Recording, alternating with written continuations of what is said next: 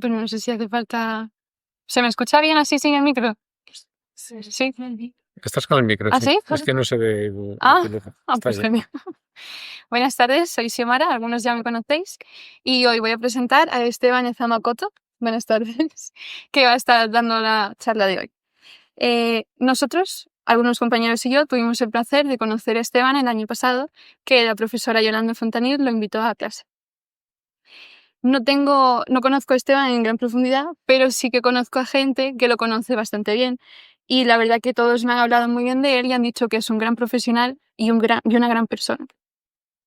Para los que no lo conozcáis, Esteban es psicólogo clínico especializado en terapia familiar, además de doctor en psicología. Ha trabajado en organizaciones no gubernamentales para desarrollar programas de apoyo para personas en situaciones de riesgo. Además, se ha dedicado durante décadas a la psicoterapia, tanto en clínicas privadas como en la sanidad pública. Además, ha combinado la docencia y está acreditado por la Federación Española de Asociaciones de Terapia Familiar como supervisor docente. Además de que ha recibido un premio por esta misma federación.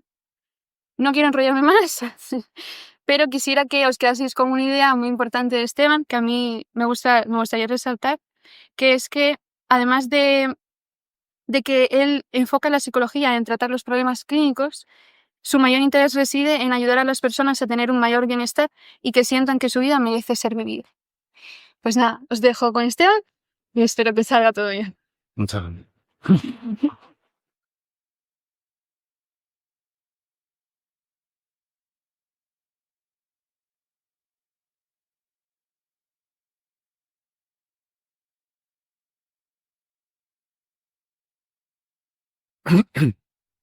Bueno, si falla algo me avisáis, ¿vale? A ver.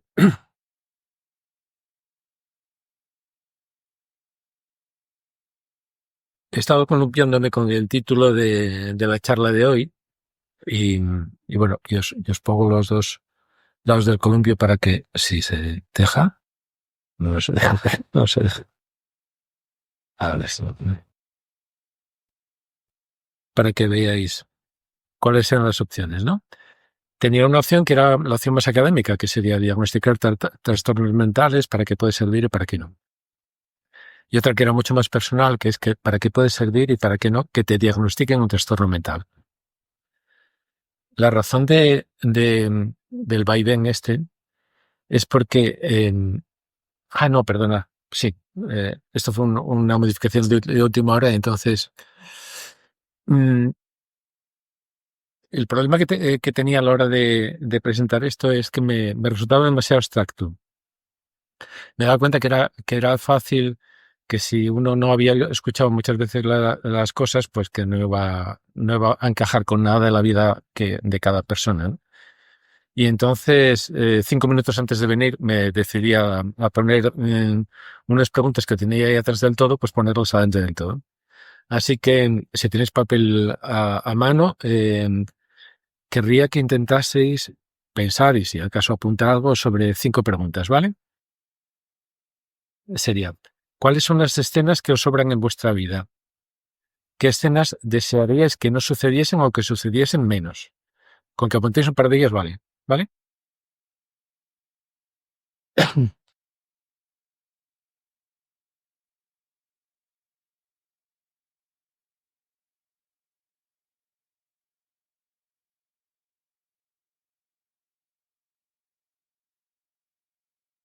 Bueno, si tenéis alguna en mente, pasamos a la siguiente, que es, ¿cuáles son las escenas que os faltan? ¿Qué escenas desearíais que sucediesen alguna vez o que sucediesen más? Que sucediesen alguna vez porque no suceden ninguna o porque sucediesen más, ¿no?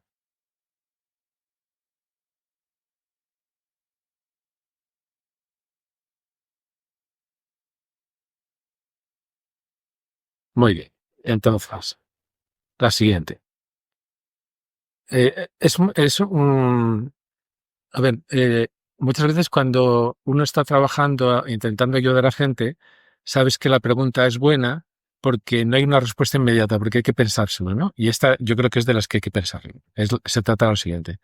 ¿Hay algo que, aunque solo sea de vez en cuando, ya estéis haciendo, para que no se repitan las escenas que no os gustan, que si las hicieseis con más frecuencia vuestra vida empeoraría. Repito, hay algo que estáis haciendo, aunque solo sea muy de vez en cuando, para evitar lo que queréis evitar, ¿vale? Que si lo hicieseis con más frecuencia, vuestra vida iría peor, iría peor. ¿Se entendió?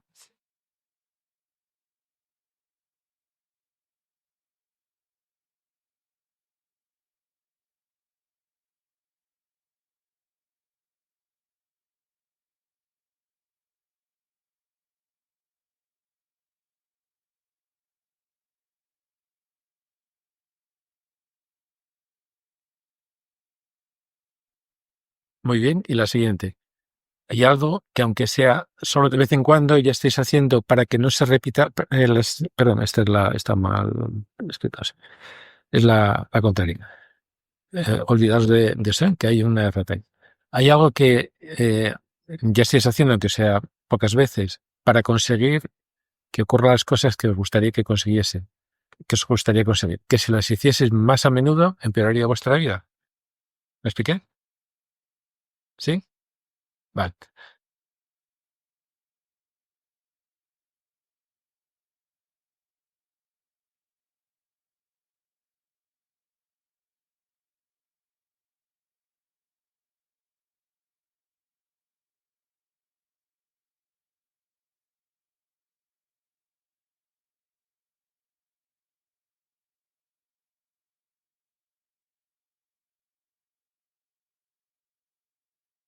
Vale, conservad esto en la memoria y vamos con una cosa más y luego entramos a desarrollar el tema, ¿no?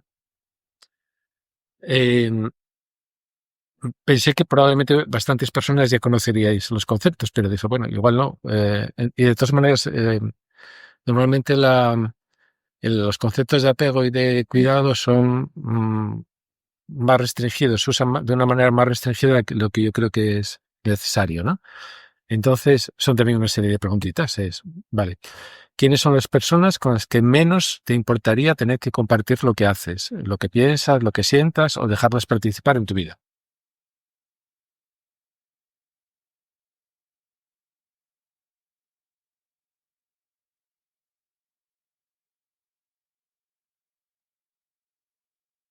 Este sería como un rol de quiénes son vuestros confidentes, ¿va? Sería ese más o menos.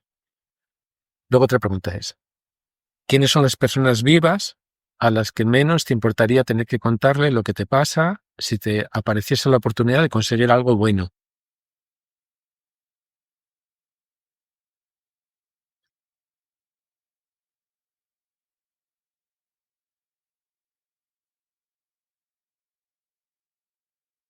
Esas personas son las que tienen función de base segura, ¿vale?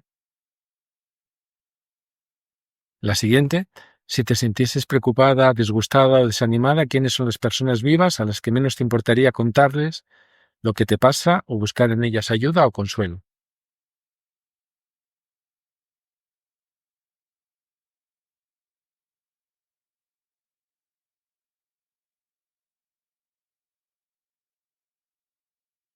Muy bien. Y la última en las figuras de apego es ¿quiénes son las personas vivas que más podrían influir en que estés contenta o descontenta, orgullosa o avergonzada de ti misma?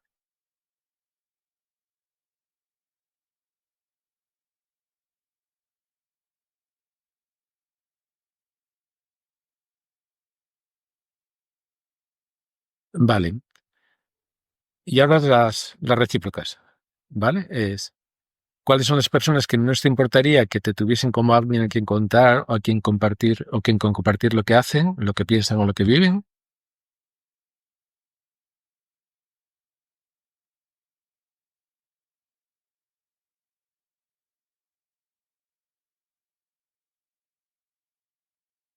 La siguiente, ¿cuáles son las personas que menos te importaría que te tuviesen como alguien a quien contar lo que les pasa si les apareciese la oportunidad de conseguir algo bueno?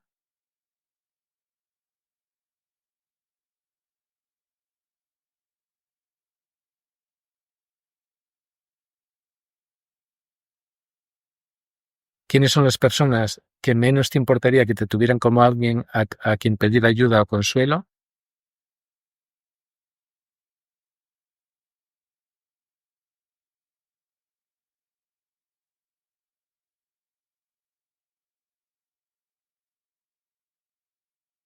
y quiénes son las personas a las que más te importaría hacer que se sientan apreciadas por ti.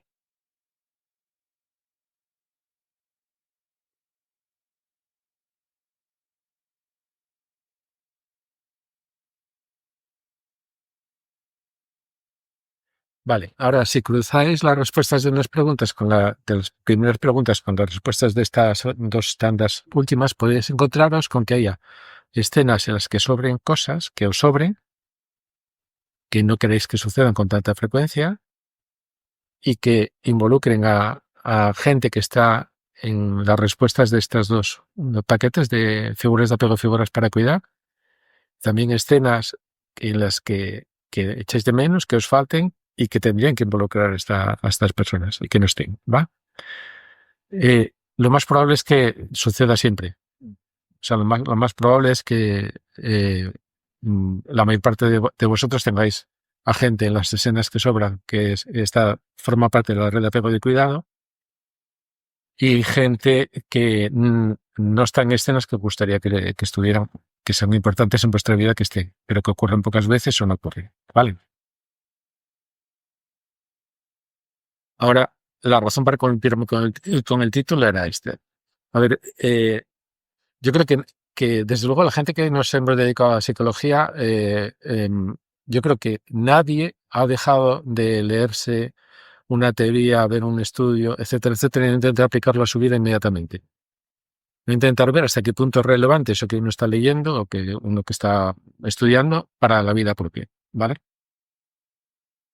Pero cuando uno intenta entender a otra persona, siempre utiliza como primera referencia la propia existencia, la propia experiencia, ¿no? Por eso cuando alguien se pone a contarnos un percance que le ha ocurrido, inmediatamente a uno se le ocurren percances semejantes que ha ocurrido.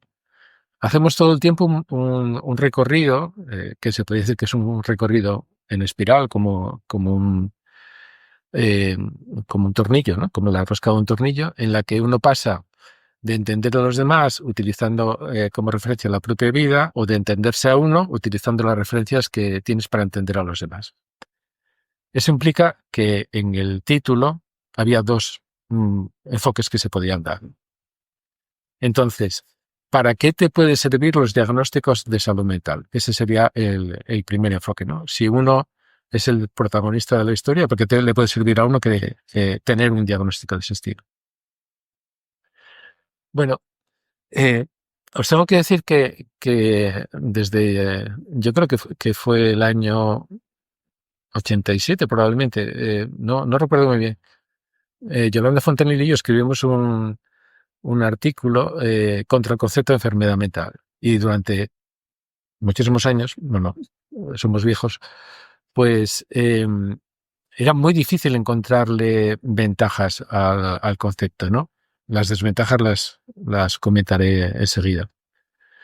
Pero de hace muchos años eh, mm, pensamos que el tener la posibilidad de decir que una persona tiene un trastorno mental, tal como está montada nuestra sociedad, servía a menudo para que la gente tuviese una tregua. Pues, por ejemplo, que si se te muere alguien, pues no te obligan a ir a trabajar al día siguiente. Que si estás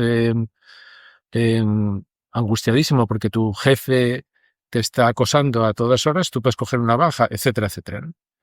Y entonces con un subterfugio, porque yo creo que es un subterfugio, se ha aprovechado el avance en justicia social que ha supuesto las bajas por enfermedad para que la gente pueda tener una tregua con cosas que no son enfermedades, pero que ha venido muy bien a muchos profesionales plantear como si fuese una enfermedad.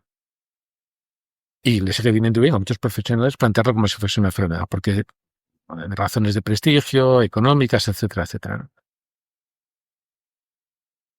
Entonces, la cuestión es que para que nuestras sociedades menos injustas, sin tener que ser solidarias, a ver, para mí la idea de solidaridad es que yo me pongo en la misma posición que tú y yo digo, bueno, sus intereses son los míos. Entonces, si yo lo defiendo, es que me estoy defendiendo a mí. Bueno, con esto no, digamos, esa unión está descartada, ¿no?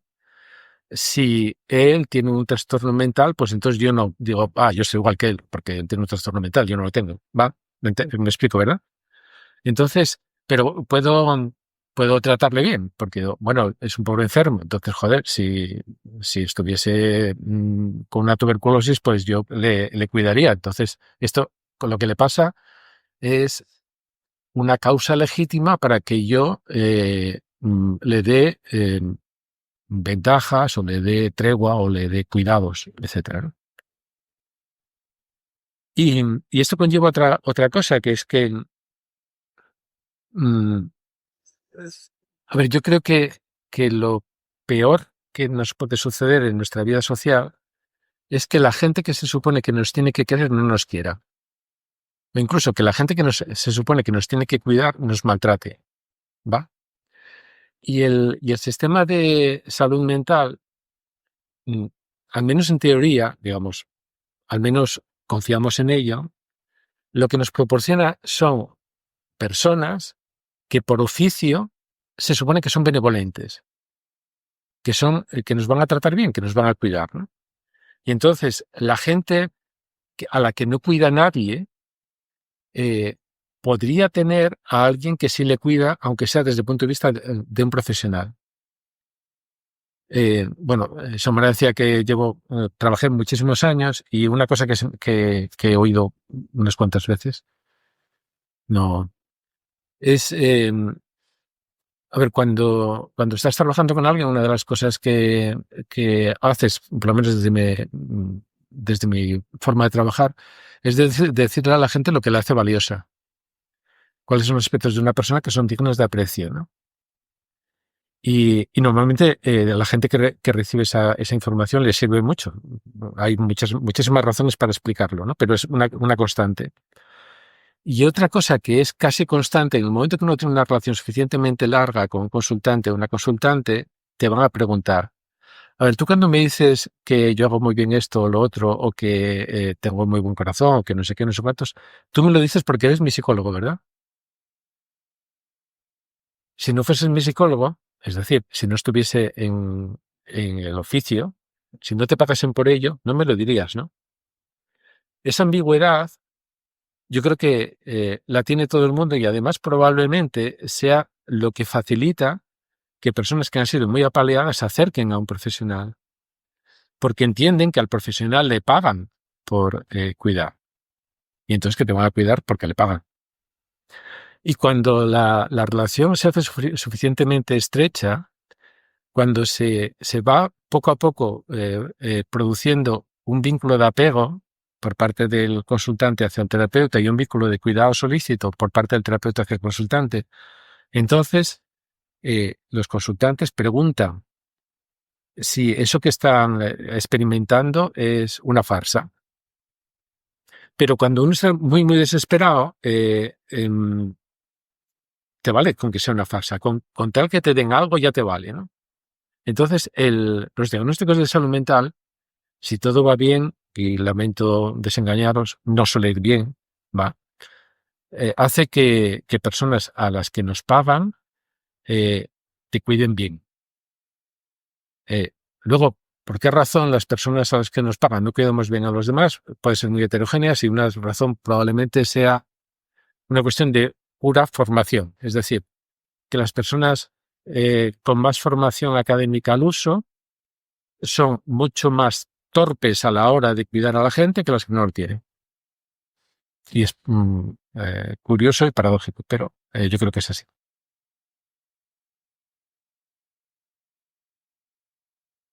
Y la tercera cosa para la que sirve es una trampa. A ver, un diagnóstico de salud mental sirve para que tengas la esperanza de que puedas estar mejor sin tener que aprender y hacer algo diferente de lo que estás haciendo. ¿Por qué razón? A ver, si lo pensáis, a ver, sobre todo si habéis terminado en algún hospital, que espero que no se haya ocurrido, pero vamos, ahí es donde se ve eh, clarísimo todo el perfil del asunto, ¿no? una persona enferma puede curarse simplemente, bueno, se supone que una persona enferma puede curarse simplemente poniéndose en manos de alguien que va a hacerlo todo. O si tienes que hacer alguna cosa, va a tener que ser alguna cosa muy simple, como acordarte que ahora tienes que tomar la pastilla y cosas semejantes, ¿no? Y si estás en un hospital, simplemente con que tú te dejes trasladar de un lado a otro, no protestes cuando te ponen una mascarilla en la cara o te pinchan en un brazo, lo que sea, pues ya vale. O sea, tú no eres responsable de nada, de ninguna de las operaciones, ninguna de las cosas que se supone que va a contribuir a tu salud.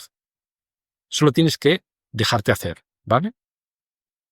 ¿Qué ocurre?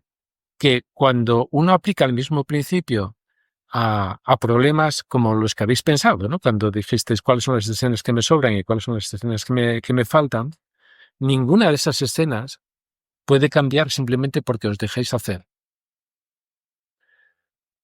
Seguramente que lo que habréis puesto en vuestro papel o en vuestra cabeza, espero que no haya sido cosas muy amargas, ni muy dolorosas, ni muy terribles. Pero lo que os aseguro es que esas que sean las que sean, si uno eh, hace suficientes cosas contraproducentes, si uno se mete en conflictos suficientemente gordos con vuestras figuras de cuidado, vuestras figuras de apego, simplemente con las personas que son significativas en vuestra vida, no vais a ser distinguibles de la gente que está en salud mental en el Centro de Tratamiento Integral de Oviedo, de Gijón o de ningún otro sitio. No hay discontinuidad entre las desgracias pequeñas que uno tiene y las desgracias grandes. Están hechos del mismo sufrimiento, de la misma reacción de tristeza, de amargura, de miedo, de vergüenza que tiene la gente cuando ha tenido una carrera psiquiátrica por delante y cuando ha hecho un montón de cosas y entre otras algunos que han deteriorado su organismo, ¿no? Entonces, uno de los costes es la ceguera y la pasividad que da la etiqueta diagnóstica. Otro es la pérdida de credibilidad. A ver, esto es difícil de creer, haciendo un juego de palabras. Si alguien pasa por un servicio de salud mental en Asturias, y yo creo que debe ser el caso en cualquier parte del país, y no sé si en cualquier parte de Europa, está en lo temo, ¿no? Si uno pasa por un servicio de salud mental y recibe un diagnóstico, cuando acudes a un médico de familia o acudes a un servicio de urgencias, lo primero que sale en la pantalla es tu diagnóstico. Y puede haber pasado 2 meses o pueden haber pasado 10 años. Sigue apareciendo tu diagnóstico. ¿Y sabes qué ocurre? Que a la gente no la creen. Todo lo que dice pasa a través del prejuicio que tienen sobre los diagnósticos psiquiátricos. Lo de la pérdida de la credibilidad es que en cosas menos importantes sucede igualmente. También hace años, y me temo que esto no ha ido a menos, sino que ha ido a más, un chico súper inteligente, por otro lado, nos comentaba una compañera y a mí que él, había una persona que le gustaba y entonces que había entablado conversación y que le había dicho, bueno, yo tengo un trastorno bipolar. Y entonces estaba todo extrañado de cuál había sido la relación de la gente, que en lugar de interesarse mínimamente por él, pues lo que había, bueno, era como que a partir de aquel momento parecía como el interés que tenían por él había desaparecido. Yo a lo largo de los años sigo viendo a gente que esgrime su diagnóstico como una singularidad, como algo que te hace especial, ¿no? Sin darse cuenta de que eso que te hace especial, al mismo tiempo te hace, como lo diríamos, chungo.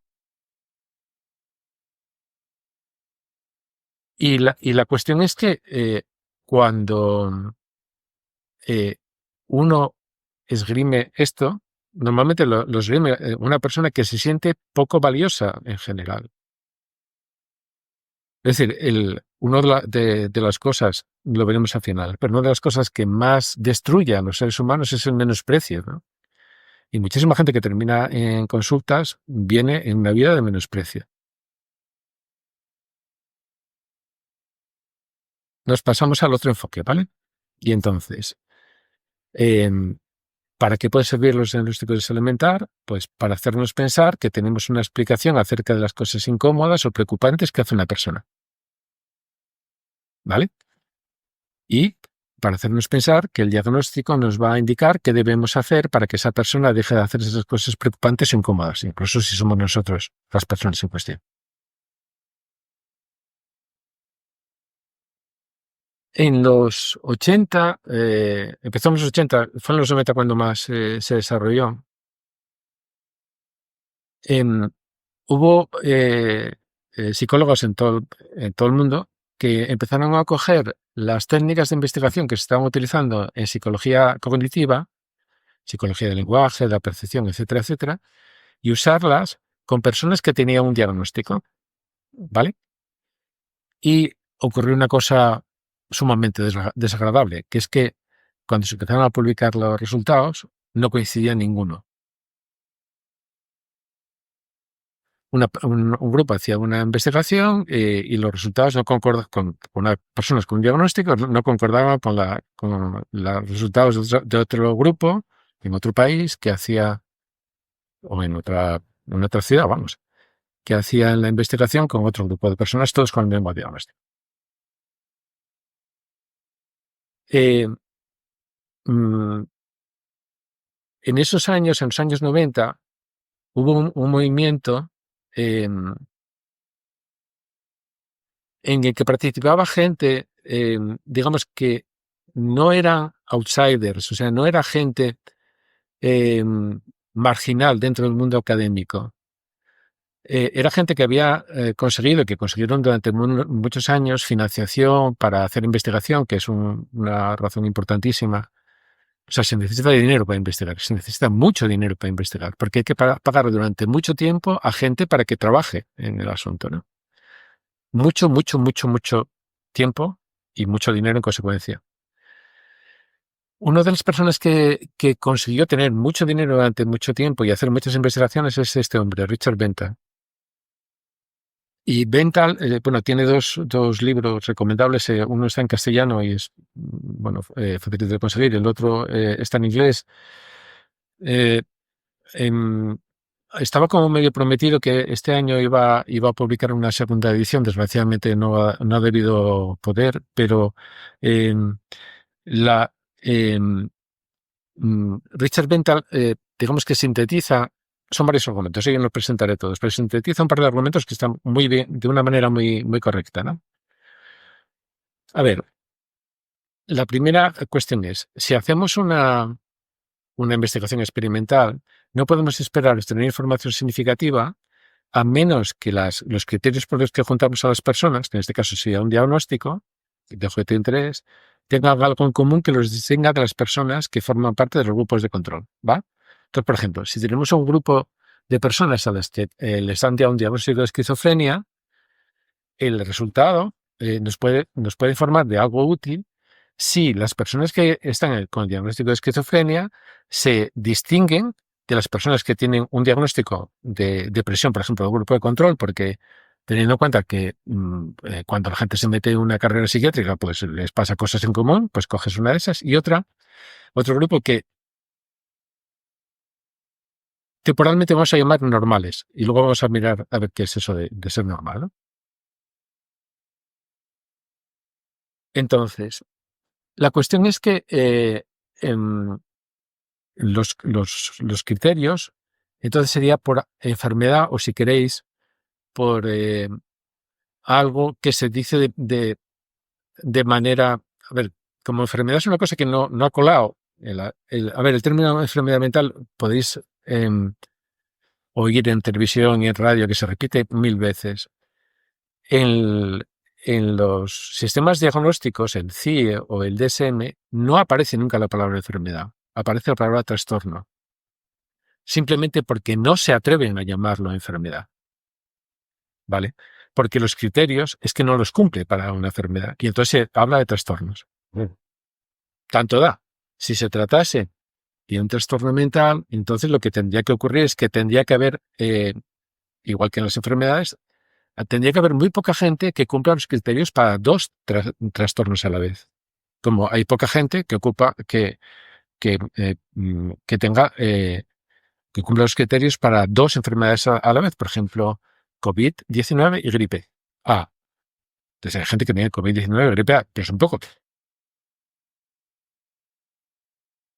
El argumento de Bentham es el siguiente. Si, como se dice, aproximadamente el 1% de la población tiene esquizofrenia, eso que llaman esquizofrenia, y otro 1% tiene trastorno bipolar, y si las dos enfermedades no están relacionadas entre sí, solo uno de cada 10.000 debería estar afectado por ambas. ¿Sí? En un estudio del 91, realizado con 18.000 norteamericanos, seleccionados de forma aleatoria en zonas urbanas, encontraron que si no hacían trampa con los criterios, a ver, el DSM decía, bueno, una vez que diagnosticas eso no puedes volver a pensar en diagnosticar nada más.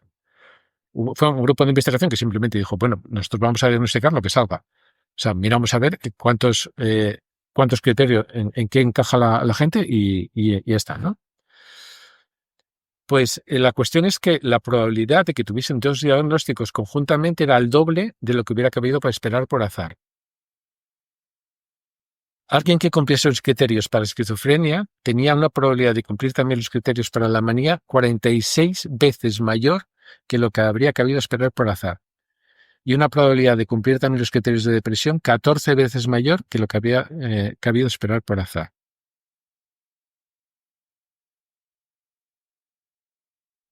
¿Dónde sale el tema de que haya determinadas malestares que tiene la gente que provengan de una enfermedad?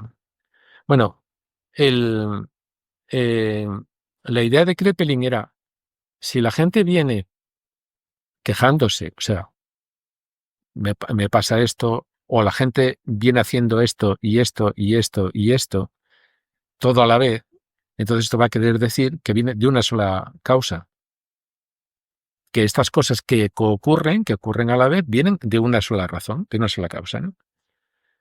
Ahora, en psicología, ese tipo de datos que se obtienen de que fulanito le pasa esto y esto y esto y esto, se resuelven mediante análisis factoriales.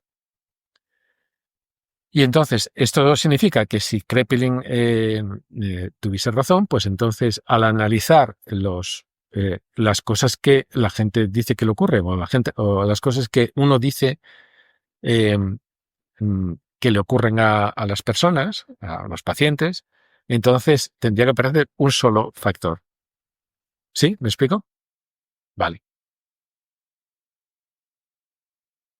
En 1930, os puse la fecha porque a mí me llamó la atención, dices, 1930. O sea, si es que va a hacer 100 años, ¿no? Con los síntomas de 367 pacientes psiquiátricos graves, Moore hizo análisis factorial y le salieron 8 factores. Alucinaciones y delirios, depresión, un factor de depresión, otro factor de depresión distinto, un factor de manía, otro factor de manía distinto, un factor de conducta desinhibida, un factor de comportamiento catatónica y un factor de disfunción cognitiva. Y todos los estudios que se hicieron con posterioridad que cita Bentham, el que resultó más convincente, encontraba cinco factores distintos. Síntomas positivos, síntomas negativos, síntomas de descompensación cognitiva, humor negativo y manía. ¿Y qué pasó con la esquizofrenia? Pues que se nos ha partido en cachitos. Resulta que si uno quisiera ponerse así y decir, no, espérate, es que hay 5 enfermedades mentales. Hay el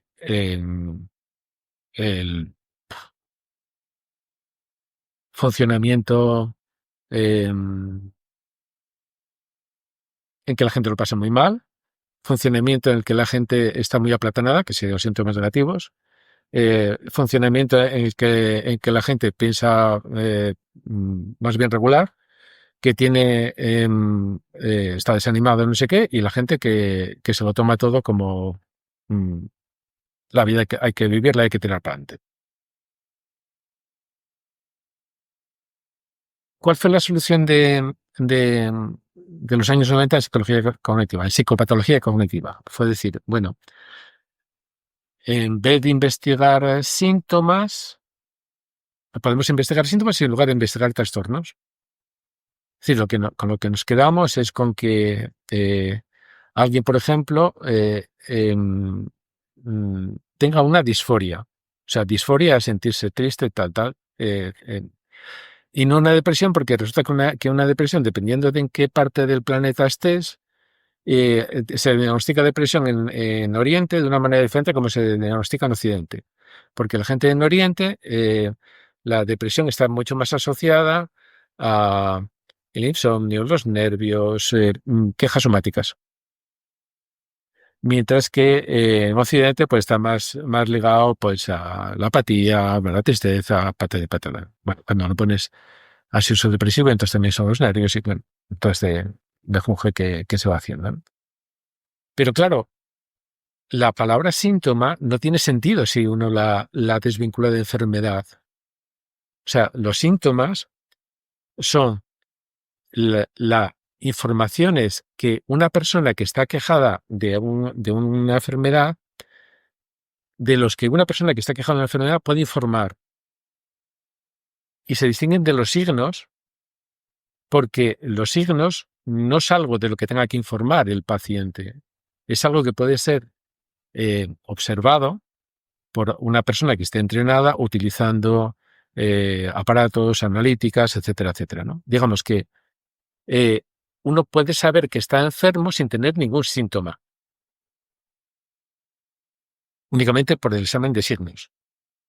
De que te hacen una analítica, o te hacen un taco, te hacen no sé qué, y entonces dicen, bueno, aquí hay una alteración anatómica que está provocando el menoscabo de la funcionalidad de esta persona o de este organismo. Un perro no puede informarnos no puede expresar síntomas, pero sí que podemos verlo como signos, ¿no? Entonces, vamos a investigar entonces quejas en vez de trastornos. Y Benthal empezó a utilizar el término complaint, que es el término queja. Esta sería mi definición de queja. Es una manifestación de malestar motivada por la ocurrencia de acontecimientos indeseables o la no ocurrencia de acontecimientos deseables. En cambio, un trastorno sería un grupo de quejas empaquetadas inicialmente por un clínico para legitimar una decisión. Puede ser una decisión administrativa, puede ser una decisión clínica de darte un determinado fármaco o de prescribirte determinada cosa, etcétera, ¿no? No sé si tenéis la impresión que quiero transmitiros, pero cuando uno hace todo el recorrido, dices, Dios, pero ¿cómo es posible que esto se haya sostenido durante tantísimo tiempo, ¿no? Benthal, creo que lo puse en algún momento en la presentación, pero luego lo debe quitar. Hablaba de una colega suya que se planteaba muy seriamente si los trastornos eran un delirio científico.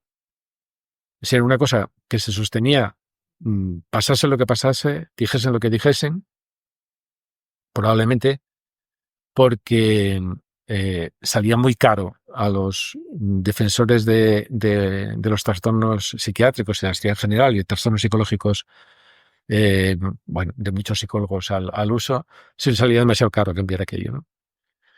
Entonces, ¿cómo es posible que esto se mantenga? Bueno, también la experiencia de trabajar con gente, ¿sabéis? Ese tema de que antes se comentaba como la resistencia, ¿no? Es decir, a ver, ¿cómo es posible que cuando la gente está haciendo algo que le va mal, siga haciéndolo por muy mal que le vaya? Bueno, yo creo que la explicación es muy sencilla. O sea, hacemos cualquier cosa por mal que nos vaya, a no ser que tengamos otra cosa que hacer, a no ser que tengamos una alternativa, ¿no? Entonces, el problema de todo este sistema práctico, por otro lado. O sea, no solamente que es una cuestión teórica, sino que mueve muchas cosas, muchas vidas de mucha gente.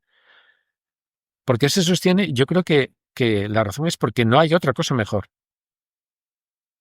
A ver, se trata de que hay otra cosa mejor, pero seamos realistas, también se trata de que la gente la conozca y que quiera meterse con una cosa mejor, porque vas a tener problemas. Es decir, si uno quiere ser un psicólogo o una psicóloga respetable, lo mejor es que os aprendéis el DSM. Si queréis ser una persona mínimamente feliz, lo mejor es que no apliquéis nunca el DSM ni en vuestra vida ni a nadie de la vida en que queráis, ¿no? Pero para, digamos, ser respetable, probablemente el DSM y una bata blanca os ayuden, ¿vale?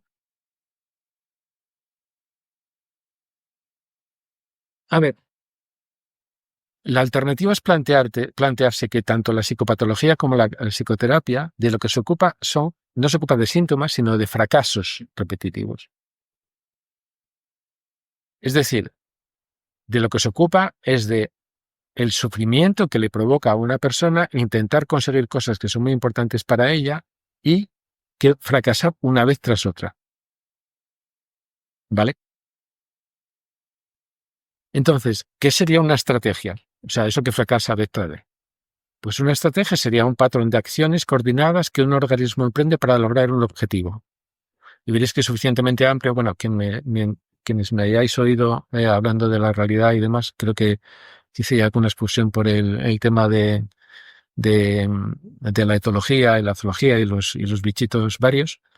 Y esta es una definición que vale no solamente para seres humanos, ¿no?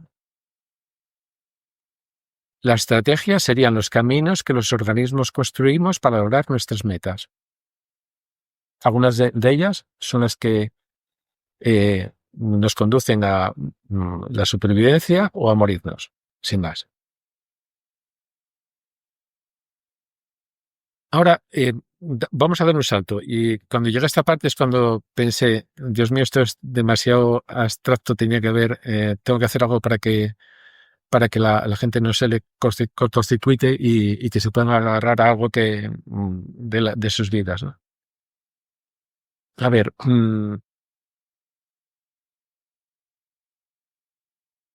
si conseguís un trabajo o una beca o cualquier otra cosa buena, estas que digas, vaya bien que lo conseguí.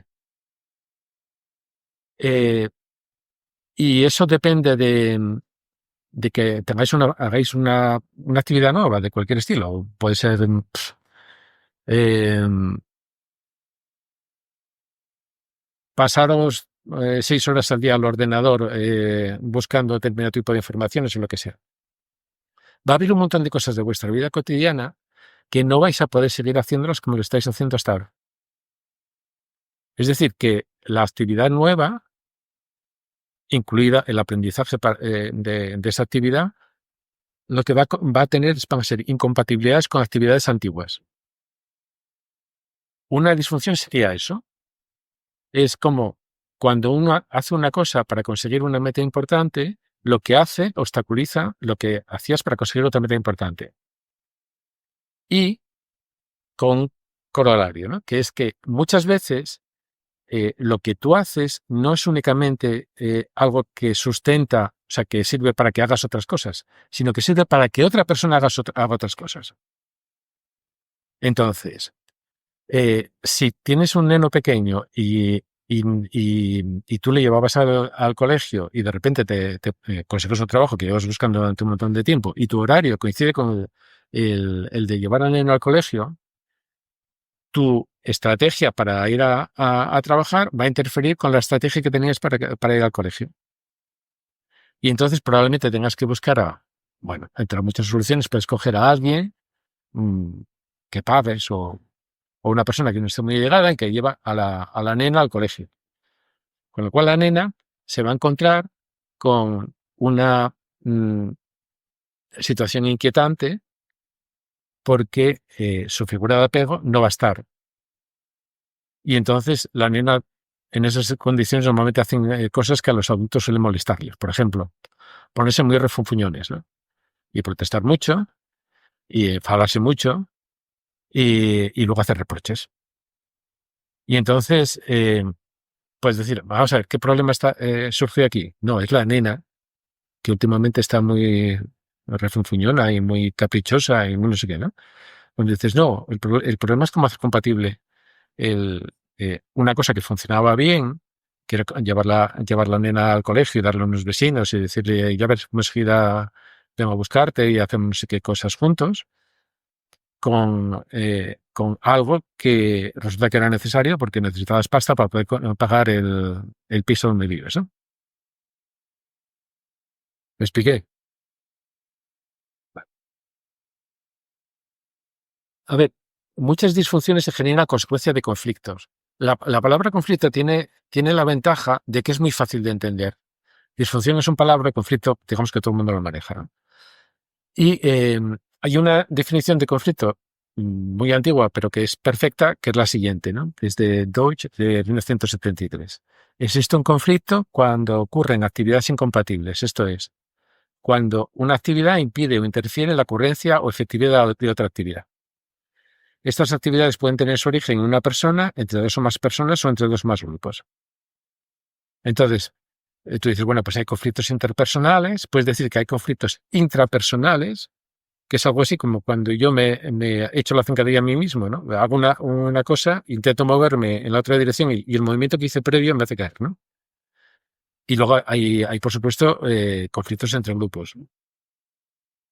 Entonces, la cuestión es que los conflictos es otra manera de hablar de disfunciones, que son interferencia entre estrategias de varias personas en las que uno eh, digamos, dificulta la vida de los demás o que uno se dificulta la vida de uno mismo, porque lo que tienes que conseguir haciendo una cosa resulta que interfiere con lo que quieres conseguir que, mm, haciendo otra que ya tenías en marcha, ¿no?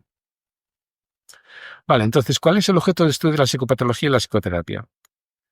Nuestra propuesta es que la psicopatología y la psicoterapia no se ocupa de síntomas, sino de fracasos repetitivos generados por fallos de estrategias. Bien por falta de una estrategia sustentadora, que es el ejemplo de una chica que está suspendiendo matemáticas y resulta que las matemáticas las lleva bien, pero es que no lee bien. Y las estrategias de lectura no son muy buenas. Y entonces simplemente si tú no lees bien, no puedes hacer bien un problema de matemáticas porque el enunciado no lo segmentas como tienes que hacerlo, ¿no? Por ejemplo, yo recuerdo de pequeño que me decían, tú fíjate en las comas, porque si ves el enunciado todo seguido sin fijarte en las comas, no puedes recortar cuáles son los elementos, cuáles son las variables, ¿no? O cuáles son las preguntas. Entonces, hay casos absolutamente asombrosos de niñas o niños de los que se quejan en los colegios, pues porque fallan determinada cosa y que, por ejemplo, yo trabajé con la mamá de una niña que se descubrió que el problema de la niña en cuestión es que tenía una miopía gigantesca. Y simplemente lo que había ocurrido es que había ido aprobando los exámenes porque su madre le leía las lecciones. Y entonces en los exámenes orales se desempeñaba, pero en los exámenes escritos, naranjas de la China, y tenía una escritura absolutamente horrorosa. Entonces, cuando hay una estrategia que tiene que sostener otra estrategia por encima, y, por ejemplo, la mayor parte de las cosas que conseguimos en nuestra vida es haciendo hacer a otras personas. Si tenemos malas estrategias comunicativas, simplificando mucho lo que es eso, eh, y consigues caerle mal a la gente en 0, pues lo más probable es que te vayan mal infinidad de cosas. Pero por algo que puedes no pensar nunca. Es decir, bueno, para no ser, porque a este hombre es que le están machacando una vez tras otra poniéndole turnos dobles. Y tú puedes estar ahí perdido sin caer en la cuenta que es que lo que hace que le caía fatal al tipo que podía ponerle turnos dobles y le está friendo a turnos dobles, ¿no? O porque a un muchacho le suspenden una vez tras otra una asignatura, aunque vaya a clases particulares y no sé qué. Y muy a menudo es porque hay una asignatura en el currículum escolar que es caerle bien al profesor. Y si no sabes caerle bien al profesor, vas de cráneo. Entonces, si no sabes hacer cosas para que el profesor diga, joder, vaya chico más maja, mira tú cuánto trabaja, puedes estar estudiando lo que te da gana, que probablemente te suspendan. Y si la has ofendido de alguna manera, pues corrigiéndole algo que ha dicho, que ha hecho, pues con mucha más facilidad, ¿no?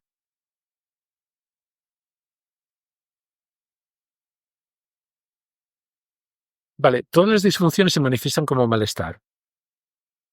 Todas se manifiestan como una queja. Hay algo que no va bien, ¿no? Entonces, si los fracasos se desencadena, o sea, si no es uno, sino que es uno y otro y otro, entonces lo más fácil es que lo que la persona experimenta sea tristeza, miedo, ansiedad, enfado, asco, culpa y combinaciones de todo eso. Entonces, en principio, tú puedes decir que todos los sentimientos son como el dedo que apunta. Esto lo digo porque yo creo que hay una tendencia, tanto en ámbitos profesionales como así en la vida cotidiana, de hacer que los sentimientos sean el centro. Estamos muy preocupados por los sentimientos de cada cosa, sin reparar en que los sentimientos son una reacción a algo que está ocurriendo. Y entonces que lo que uno tiene que mirar es lo que está ocurriendo, no el sentimiento. ¿Me explico? Porque además lo que ocurre es que la gente podemos reaccionar con sentimientos diferentes al mismo acontecimiento adverso y al revés. O sentimientos distintos a diferentes acontecimientos adversos. Iba a enrollarme, pero mejor no sé. Vale. Entonces, si nuestra reacción ante los fracasos nos hace estar descontentos con nosotras mismas, decimos que tenemos un problema psicológico nosotros. Pero si nuestra reacción es de descontento con otras personas, pero no con nosotras mismas, decimos que esas personas tienen un problema psicológico. ¿Vale? Vale. En vez de intentar definir lo anormal por consenso entre expertos, que estaréis enterados, pero la salida de la homosexualidad del DSM se hizo a mano alzada. O sea, ¿quién está de acuerdo? Levantaron la mano. ¿Quién está? Bueno, esa historia, ¿no? Y probablemente muchísimas de estas cosas tan relevantes para el trabajo sea simplemente la opinión de una serie de personas con intereses más o menos declarados, algunos declaradísimos, eh, que les viene bien decir que esto es patológico o que no lo es, ¿no? Entonces, hay un criterio de normalidad que se basaría en los fracasos reiterados en la consecución de las metas que las personas se proponen. O sea, no deciríamos esto es normal o es anormal, sino lo que pensaríamos es qué es lo que esa persona está intentando conseguir y qué es lo que está consiguiendo con eso. Entendiendo que la gente no solamente queremos una cosa, queremos muchas a la vez. Y entonces podemos tener un método excelente para conseguir que nuestro hijo vaya a clase, por ejemplo, romperle las costillas a golpes, pero como queremos también otras cosas, pues por ejemplo, que nos quieran y nos digan, ay papá, qué guapo eres y cosas por el estilo, pues entonces lo de romper las costillas a golpes, que pues, vamos, totalmente seguro de que uno obedece. Yo he vivido en una época, en mi infancia fue en esa época, y uno obedece. No hay duda. Es un método muy eficaz. Y el problema es que si tienes otras cosas al lado, pues se te joroba. Las otras se te joroban, ¿no? Vale, pues entonces los criterios de anormalidad, que sería si la cantidad de cosas que uno está haciendo para conseguir muchas metas, si se sostienen. Entonces, no creo que lo hayáis oído nunca, pero la palabra norma, en los diccionarios de latín, de los antiguos por lo menos, eran diccionarios ilustrados y ponían dibujitos al lado de las palabras, ¿no? Entonces, al lado de la palabra norma hay una especie de escuadra, en una posición extraña, porque no está así, ¿va? No está en ángulo, sino que está así. Y llevan, además, es como dos palitos, un travesaño en medio, y aquí, en lo alto del vértice, cuelga una cuerdecita. Y la cuerdecita, si está bien aplomada, o sea, si están bien colocadas, la cuerdecita pasa justo en medio del palito transversal. De manera que si está un poco torcido, la cuerdecita se desvía. Hace exactamente lo mismo que un nivel de burbuja. Exactamente igual. Lo que pasa es que tengamos con sistemas ingeniosos y poco industriales, ¿no? Entonces, eso es una norma. Entonces, son importantes las escuadras o los niveles de burbuja en construcción? Porque si te pones a construir una pared y te vas saliendo de la vertical, la pared es mucho más débil. Incluso puede llegar a caerse sin que la toques. Pero si luego un empujón o cualquier cosa, la pared se cae. Entonces, mantener la verticalidad, o sea, mantener las cosas aplomadas, para lo que sirve es para que puedas construir encima y no se caiga el edificio. Bueno, la metáfora es que las paredes, las vigas, las columnas de nuestra vida cotidiana, de nuestra competencia, como nuestras habilidades, nuestros conocimientos, como queréis llamarlo, nuestro desempeño cotidiano, tienen que estar aplomadas, tienen que casar bien las unas con las otras, porque si no, la estabilidad de todo el conjunto se pone en peligro, ¿vale? Entonces, el edificio funcional se compone tanto de estrategias básicas, pues por ejemplo, les decía antes, el tema de la comunicación. Si el conseguir cosas de otros es algo importantísimo en la vida de una persona, no solamente en la vida social, sino en la supervivencia pura y dura, ¿no? Entonces, todo lo que comprometa las estrategias más básicas afecta muchísimo al bienestar de alguien. Entonces, tanto porque si fallan las estrategias sustentadoras como si se producen incompatibilidades entre estrategias, el edificio, metafórico, se pone en peligro. Y la cuestión es que no solamente se pone en peligro el conjunto de las cosas que tú haces, sino el conjunto de las cosas que ya hacen otras personas que están integradas en tu red de apego de cuidado.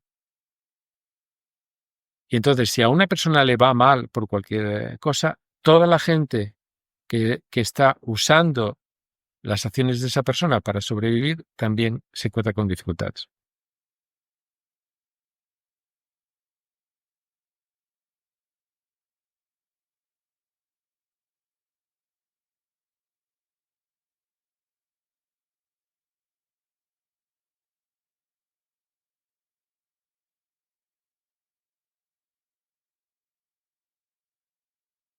A ver, por lo que he dicho, me imagino que habréis pensado que es que uno se encuentra con incompatibilidades de estas de continuo. O sea, que en la vida cotidiana está de que yo tenía el plan de ir a clase, no sé qué, pero resulta que quedé con no sé quién al mismo tiempo, todo el rato, ¿no?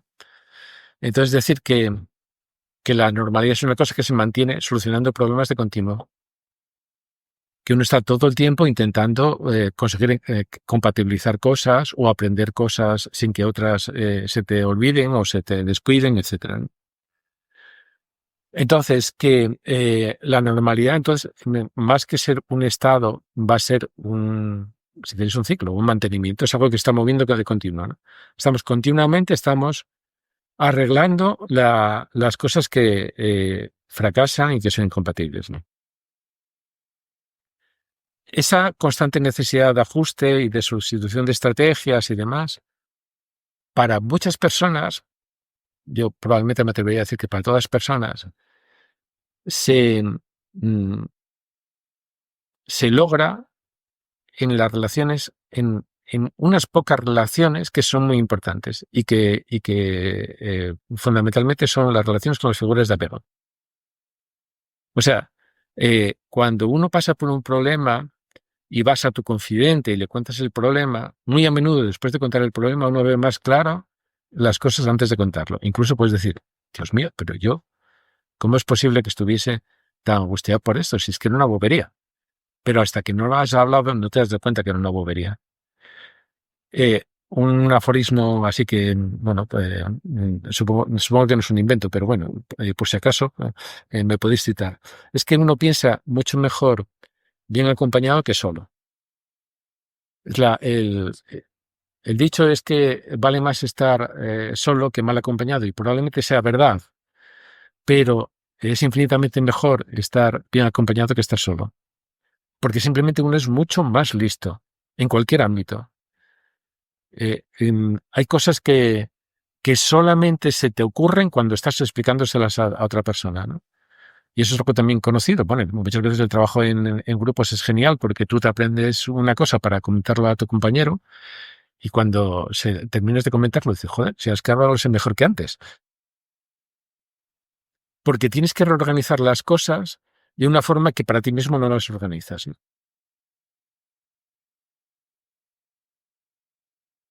Entonces, lo que define que un problema de salud mental no es que el fracaso aparezca, sino que persista. Y, como os decía, en ello suele tener un papel muy importante la ausencia de rutinas interpersonales de apego y de cuidado. Vale, tengo que ir acabando. Bueno, entonces la idea es, una persona no es normal, sino que se mantiene normal. Una familia no es normal, sino que se mantiene normal. Una organización, una empresa, un equipo no es normal, sino que se mantiene normal. Y la cuestión es que, bueno, una vez que uno hace todo el planteamiento y dices, joder, nos hemos cargado la psicopatología. Porque resulta que si no podemos empezar con los trastornos de la percepción de la no sé qué, la no sé cuántos, y lo demás, entonces, ¿qué contenidos tiene? A ver, en psicología clínica se han identificado muchas estrategias que tienen muy malas consecuencias para la vida de la gente. Quiero decir que, a ver, que tienen una probabilidad muy alta de hacer mucho daño a la gente. No es una certeza de que va a hacer mucho daño, pero que tiene una probabilidad muy alta de hacer mucho daño, ¿no? Desde luego, desde empezando con las prácticas de crianza insensibles, inconsistentes, descalificadoras, negligentes o agresivas, el doble vínculo de las transacciones descalificadoras, desde de comunicación y gestión negativo, las altas emociones expresadas, etcétera, etcétera, etcétera.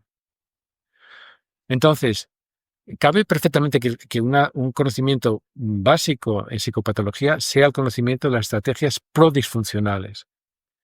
Las cosas que cuando se hacen es muy probable que la gente se encuentre atrapada en cadenas de fracasos de los que no puede salir. Y entre otras cosas porque vivimos en una cultura que propone muchas estrategias contraproducentes.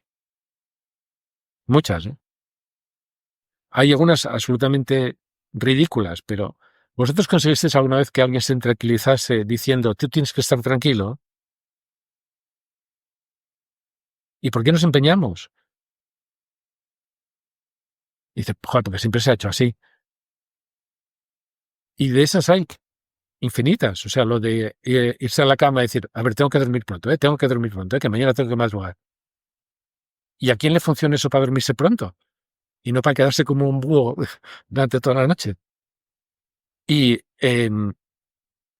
otras cosas que son como menos, digamos, visibles, pero también súper claras. Por ejemplo, la idea de que para ser importante tiene que haber gente que sea peor que yo.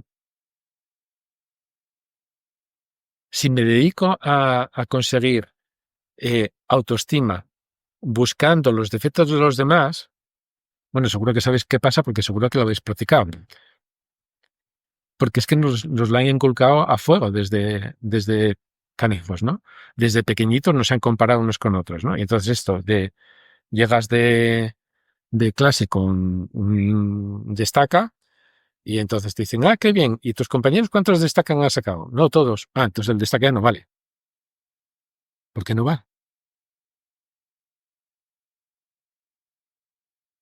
Y una última cosa para terminar. A ver, en las terapias contextuales, digamos que hay una división así más o menos, bueno, yo creo que rigurosa, pero bueno, puede ser incómoda, entre psicología con modelo médico y una psicología contextual, ¿no? En que se tendría en cuenta cuáles son las circunstancias en que la gente está viviendo. A ver, si lo que queremos es que vivir en una sociedad en que eh, la gente se apiade de las personas que están pasándolo mal, probablemente una cosa necesaria es decir qué es lo que le está pasando, o sea, cuáles son las cosas malas que le están pasando. En hace ya muchos años que se está investigando sobre algo que se llamó experiencias tempranas o experiencias adversas en la infancia. Bueno, mal traducido o mal acuñado porque es de los 0 a los 18. O sea, probablemente habría que llamar experiencias tempranas adversas, ¿no? Y cómo eso repercute en la salud en general, es decir, salud física y bienestar psicológico de las personas. Y lo que se ha visto es que es demoledor. O sea, la gente que ha pasado por más diversidad de experiencias adversas tiene muchos más problemas de salud y muchos más problemas de bienestar psicológico que la gente que no los ha pasado. Esa diversidad va desde 1 hasta 10. Bueno, pues si mal no recuerdo, desde 4 para arriba, la probabilidad de tener problemas físicos o problemas psicológicos crece una barbaridad. Y de 6 para arriba ya no es cuenta. Entonces, a ver qué ocurre. Que esto no se cuenta nunca. Para poder entender a una persona, lo primero que hay que preguntarle es ¿por qué cosas malas has pasado? ¿No?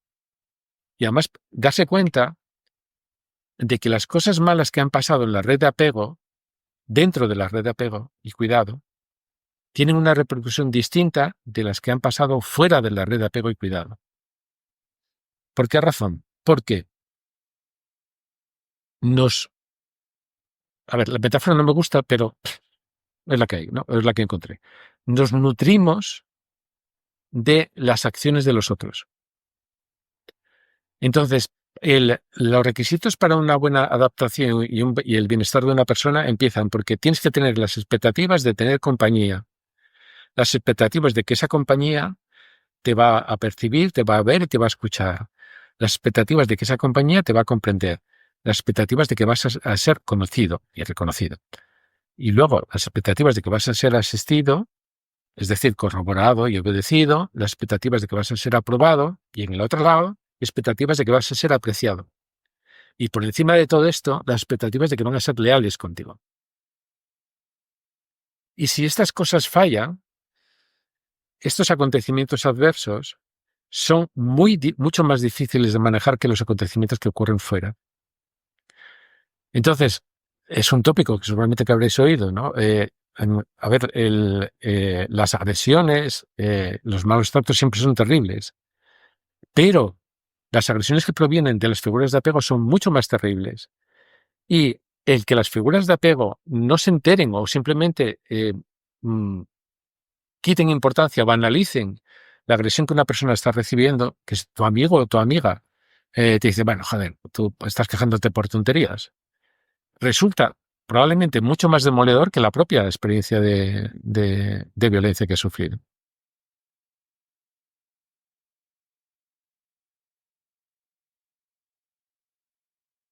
Mira, yo creo que hay una cosa que es una diferencia radical entre lo que puede ofrecer la medicina y lo que puede ofrecer la psicología, ¿no?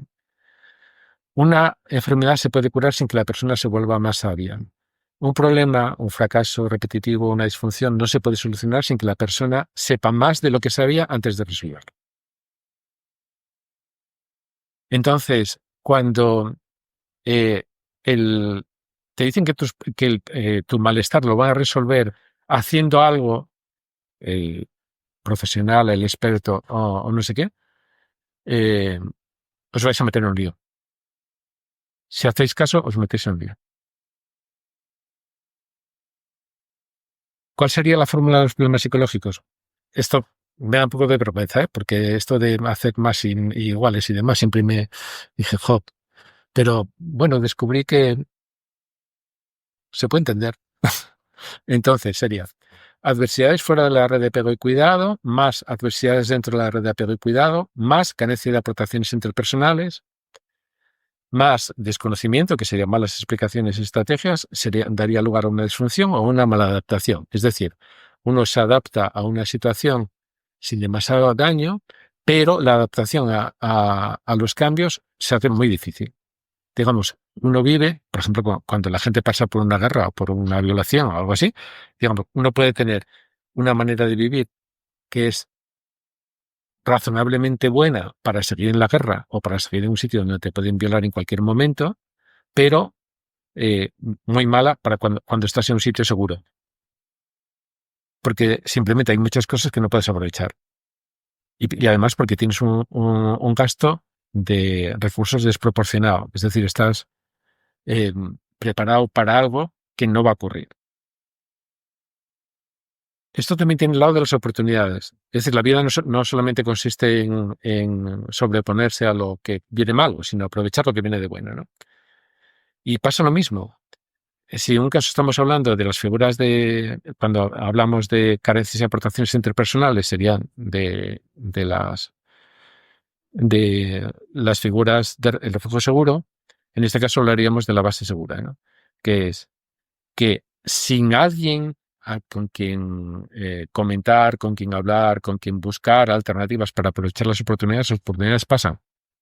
Incluso ni se ven muchísimas veces, ¿no? Y eso lo que daría lugar es un estancamiento. Es que la vida de la gente es como que se vuelve repetitiva, no se enfrenta con cosas nuevas, se queda ahí.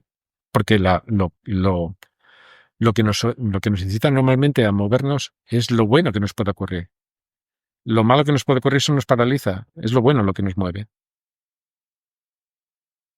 Entonces, ¿qué serían adversidades? Serían los obstáculos que un organismo se encuentra para satisfacer sus necesidades, conseguir sus objetivos y asegurar su bienestar y su supervivencia.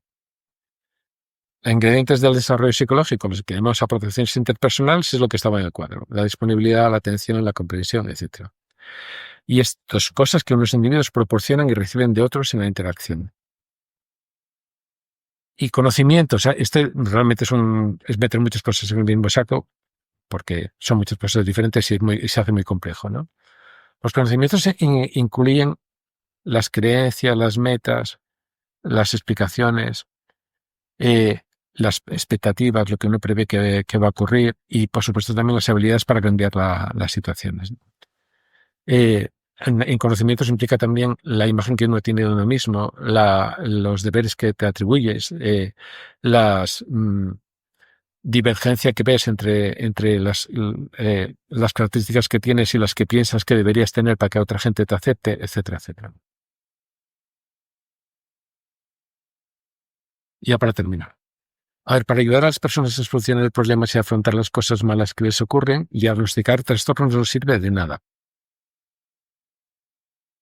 Porque para identificar problemas psicológicos que suelen tener que ver con preocupaciones, miedos, pérdidas, soledades, desengaños, afrentas, hay que ponerse en lugar de la persona que lo está pasando mal y entenderla.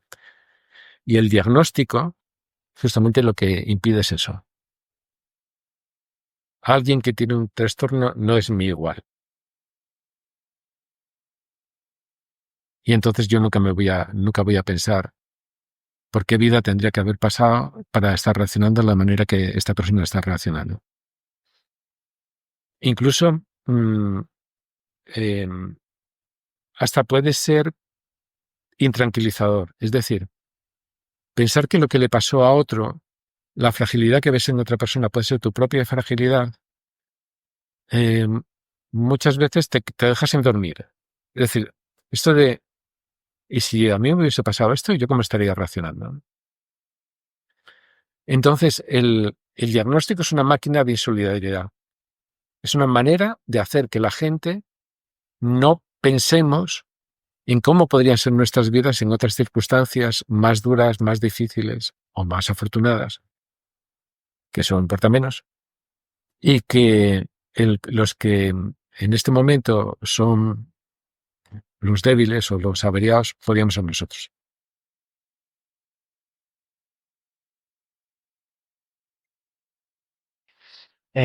Bueno, dado que los trastornos, bueno, que no hemos visto que no son, no habría que llamarlo así, pero que el sufrimiento psicológico ya grave se produce por una serie de fracasos repetidos, por estrategias que no funcionan y que esto se mantiene así en el tiempo, eh, a mí no me parece incompatible, pero quería hacer tu opinión, no me parece incompatible con que pueda haber psicopatología en otras especies animales.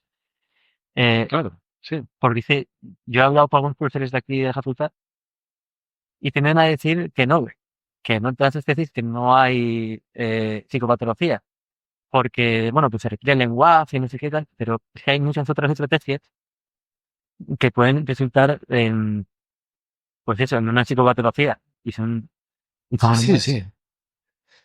A ver, yo creo que, vamos, no sé si es el producto de las generaciones. A ver, cuando yo estudiaba psicología, nos hablaban de las neurosis experimentales, pero vamos, casi el primer día de clase. Es decir, que es una situación, es una faena que le puedes hacer a una rata, a una paloma, o cualquier animal, ¿no? Tú pones estímulos discriminatorios, ¿no? Entonces pones uno que es un círculo y, por ejemplo, el círculo anuncia comida y luego un óvalo que anuncia una descarga eléctrica y vas haciendo que el círculo que se vaya alargando paulatinamente y los bichos le pasan fatal, vamos, pero absolutamente fatal, ¿no? U otra cosa, bueno, esto es, supongo que siga hablando de ello, ¿no? Que es algo muy cruel, pero de que reconocida eficacia, digamos, que es el experimento monoejecutivo, ¿no? Tienes a dos macacos, los pobres, uno atado y que no pueden moverse, y otro que tiene una perilla para apretar un botoncito, de manera que cuando suena un estímulo, si aprieta el botoncito a tiempo, no le pasa nada, y si no lo aprieta, le dan una descarga, ¿no? El mono que está atado termina con úlceras de estómago, de puro miedo, o sea, vive en un terror permanente, ¿no? Entonces, a ver, antes por lo menos era una cosa como de cultura psicológica común el ver la cantidad de situaciones en las que, y además porque se buscaban activamente, ¿no?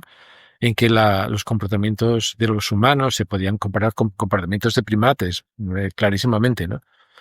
Y bueno, incluso hay algunos libros sobre, por ejemplo, sobre chimpancés y demás que dices, madre de Dios, pero es absolutamente terrible la vida que les han hecho pasar, que les hemos hecho pasar a muchos chimpancés en laboratorios, ¿no? Y entonces, yo creo que lo que ocurre en general es que sabemos, a ver, tenemos muy poco interés por otras especies y sabemos muy poco de otras especies. Entonces, a medida que uno va estudiando, que se va estudiando más cualquier especie animal, lo que se descubre es que los parecidos con los humanos son muchísimo mayores de lo que se pensaban. Tanto en inteligencia o vida social vi un programa recientemente que no se llamaba Animales Einstein o algo así, un programa de divulgación, ¿no? Y eran dos primatólogas que estaban. A ver, era una primatóloga que estaba estudiando comunicación no verbal en chimpancés salvajes, ¿no? Y otra después estaba estudiando comunicación no verbal en bonobos, o sea, unos paniscus y otros troglodites, ¿no? O sea, paniscus es el chimpancé pigmeo, que no coexisten, no viven en las mismas zonas, ¿no?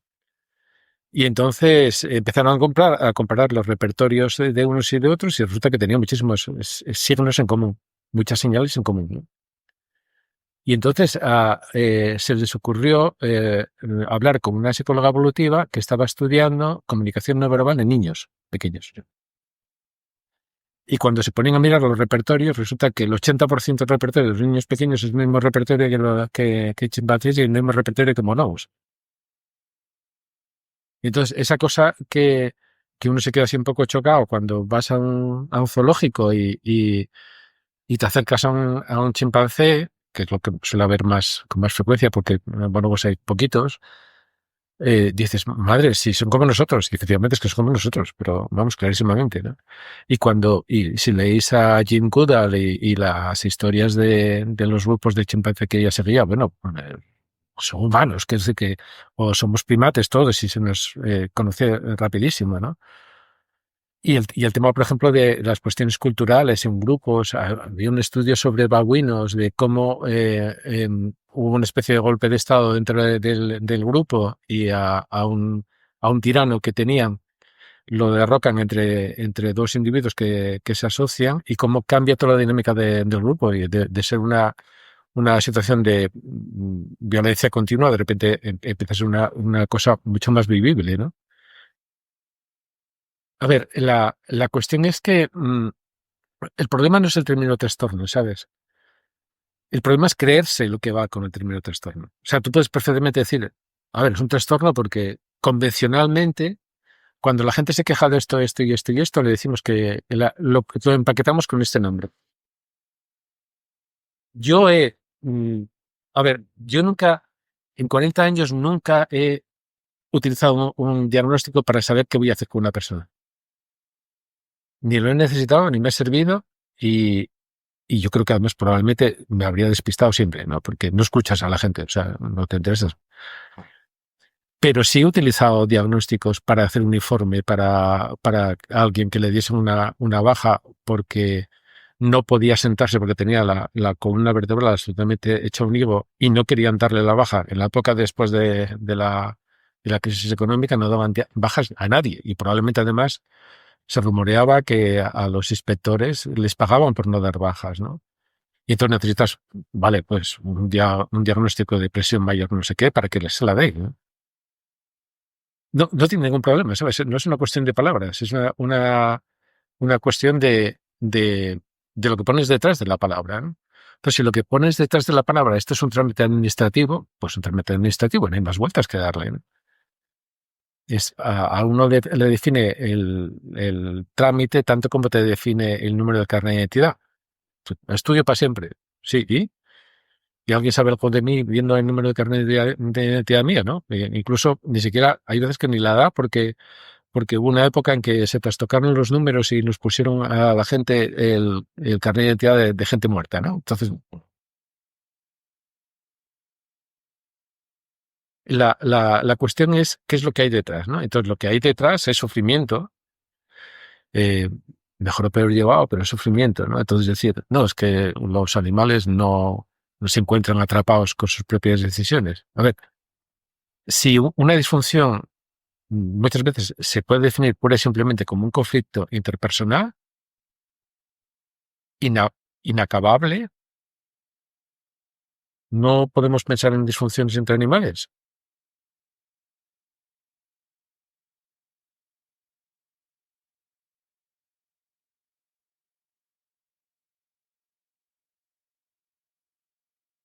Vale. Pues espera, ponte para allá.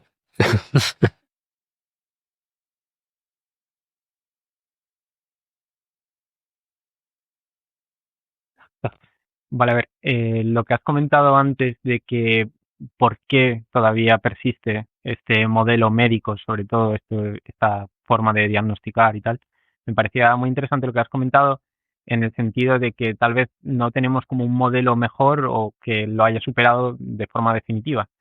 Y esto pues puede deberse a múltiples factores. Se me ocurre, por ejemplo, también que se puede deber a intereses económicos a nivel de psicofármacos y tal. Pero también me ha llamado mucho la atención la diapositiva que has puesto antes de la multitud de distintas teorías y distintos criterios que se usan para definir lo que puede ser una disfunción a nivel mental o lo que sea, como síndrome de evitación experiencial y todas estas cuestiones, ¿no? Y ante tal cantidad de teorías y de modelos distintos, yo no sé si se debe solo a cuestiones específicas de la propia disciplina de la psicología o que es un poco el no querer entenderse muchas veces y si se podría intentar encontrar un modelo más integrador que intentase superar todas estas cuestiones y muchas veces rencillas de autores incluso que son un poco absurdas, que están diciendo lo mismo pero cambiándole 4 términos. Entonces, bueno, no sé cómo lo ves, era un poco la pregunta abierta. Lista de cosas en negrita. No son teorías contrapuestas. A ver, es como decir, distinta gente que ha trabajado con gente con problemas, muchas veces con familias con problemas, con grupos de allegados con dificultades y que han visto cuál es el contexto de vida de esas personas. Lo que se ha encontrado son formas de abordar lo que la gente que tiene que conseguir a lo largo de su vida que tiene muy malas consecuencias.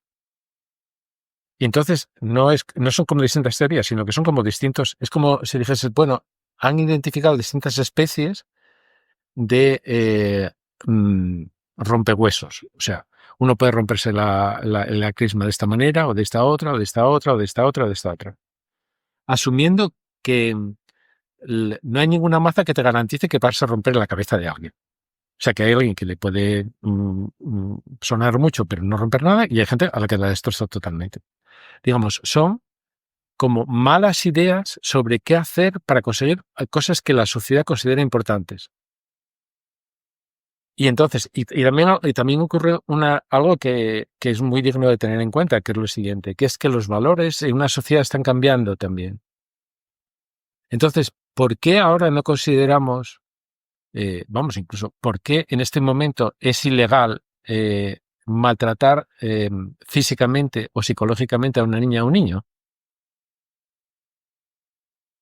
Cuando había muchos procedimientos que se basaban en eso y que inculcaban la obediencia, ¿no?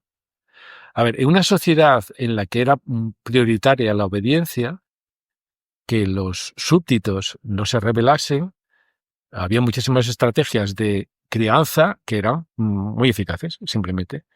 Importaba un pepino que la gente fuese creativa o que fuese feliz. Daba lo mismo, ¿no? Simplemente lo que se pretendía era que si te decían, vete por ahí, tú vas por ahí. Entonces, cuando se produce un cambio de objetivos, no se producen para toda la gente. Entonces hay gente que dice, no, yo lo que quiero es que mi hijo y mi hija me obedezca, que yo digo tal cosa y hacer lo que yo digo. Y punto, se acabó. Entonces puedes decirle, joder, es que eso está mal. Y él te puede decir, ¿por qué está mal? Lo que yo creo es que si dices, esto está mal, puedes decirle, a ver, cuando haces esto, ¿qué cosas te pasan después? ¿Hay algo que tú querrías conseguir que si haces más a menudo eso, va a ser difícil que lo consigas? Y lo que pasa es que sí. O sea, la misma gente que quiere que sus hijos les obedezcan a rajatabla, también quiere que les quiera. También quiere que cuando sean mayores, pues venga alguien y les consuele. ¿Y qué ocurre? Cuando ves a la gente mayor que ha maltratado a sus hijos, a sus hijas, y ves al hijo o a la hija intentar cuidarlo, es horroroso. Porque el hijo o la hija ves que se siente obligado a hacer aquello, porque si no sería una mala persona, etcétera, etcétera, y al mismo tiempo tiene una ira brutal. Y entonces la combinación de las dos cosas es desgarradora, porque tú dices, Dios mío, qué cosa más horrible. Pero que no puedes decirle a la mujer o al hombre, pero hombre, ¿tú cómo tratas a tu padre así? Porque, a ver, puedes decírselo, pero es que es no entender nada. O sea, trato a mi padre así porque fue un verdadero cabrón. Entonces, esa gente que es súper violenta con sus hijos o con sus hijas, el problema es que consigue unas cosas que quiere a costa de otras cosas que también quiere. Y también es una razón por la que la gente muchas veces dice, bueno, ¿por qué no te separas de tu padre? O sea, déjale ahí, o tu madre, ¿no? Si te trata fatal, no sé qué. Porque hay cosas que la persona también quiere, por ejemplo, tener una determinada imagen de sí misma y dices, no, si es que yo si hiciese esto sería una mala persona. Y entonces ese es el lío. Y ese lío yo creo que es fácil de entender. Lo que pasa es que es muy amargo de entender. Entonces, ¿qué es lo que hay detrás? Desde luego hay muchísimos intereses económicos, vamos, yo eso estoy totalmente convencido. A ver, y hay muchos intereses económicos no solamente por el tema de que a los médicos, a los psiquiatras les financien cosas lo más variopintas y recetan tal cosa, tal fármaco al otro, bueno, que muchas veces muchísimo dinero, o sea, porque hay fármacos son increíblemente caros, ¿no? en psiquiatría. Sino porque lo que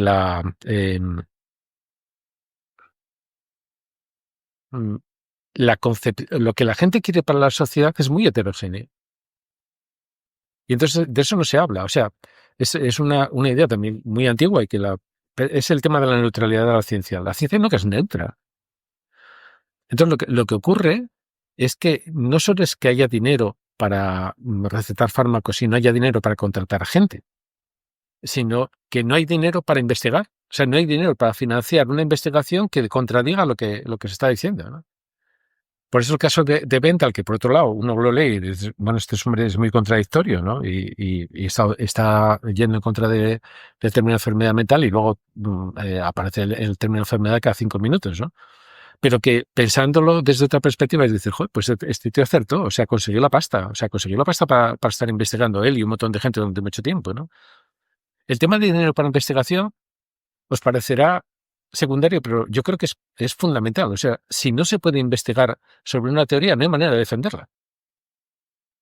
Puedes convencer a alguien, bueno, pues así, como estoy intentando convenceros yo hoy, ¿no?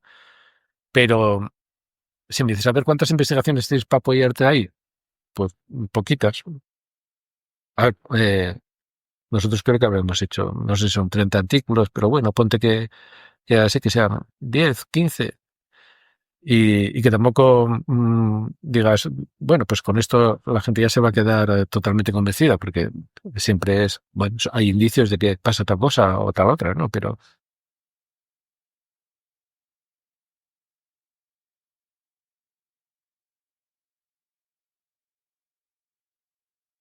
No, ¿quieres preguntarte otra cosa? Yo sí no tenía otra también. Vale, vale.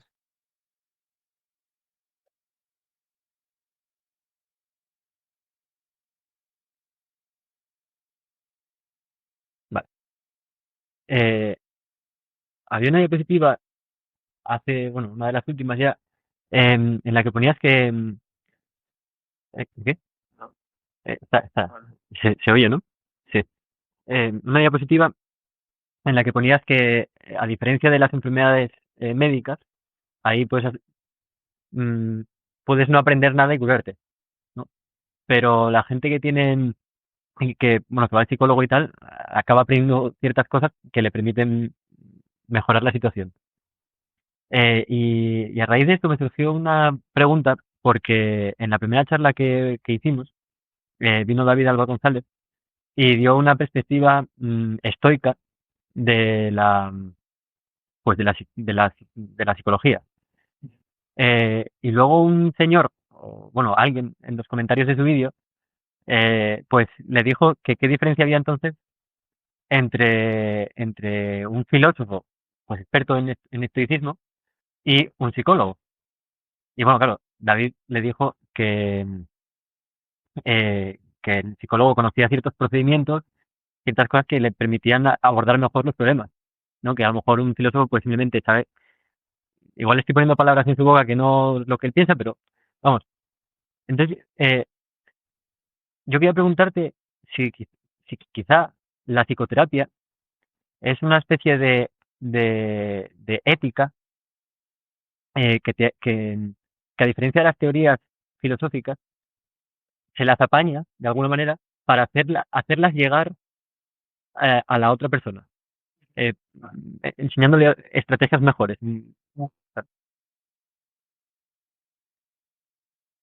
Que es pecado, ¿vale? Es la psicoterapia no la hacemos los psicoterapeutas. La psicoterapia la hacen los consultantes. Es decir, me gustaría tener aquí el aparataje, pero bueno, vuestra imaginación igual lo suple, ¿no? En un momento cogemos un taco de DIN A4, hojitas blancas, y pusimos una hojita por cada media hora de vida. Y entonces, y luego cogimos hojitas de color rojo y pusimos una hojita por cada media hora de consulta. Entonces, hicimos un montón para ver qué aspecto tenía la proporción entre el tiempo que una persona pasa en una consulta con ayuda de un profesional y el tiempo que una persona pasa sola. Es tanto como así y 3 líneas aquí rojas y luego otro taco así. Y eso es sin contar el tiempo que pasaba durmiendo, porque durmiendo también se hace cosas, ¿no? Entonces, a ver, un psicoterapeuta puede tener la mejor idea del mundo, que si no encaja, o sea, que si poner en marcha esa idea no encaja con el resto de la vida de la otra persona o no lo hace o empeora su vida. Entonces, cualquier cosa que un psicoterapeuta o una psicoterapeuta le diga a un consultante, la consultante tiene que ponerlo a prueba en su vida. No es una cuestión de opinión, es una cuestión de que funcione, sin más, ¿no? Y tener en cuenta que muchas veces no es que la propuesta te convenga a ti, consultante, sino que le convenga a la gente con la que tú convives.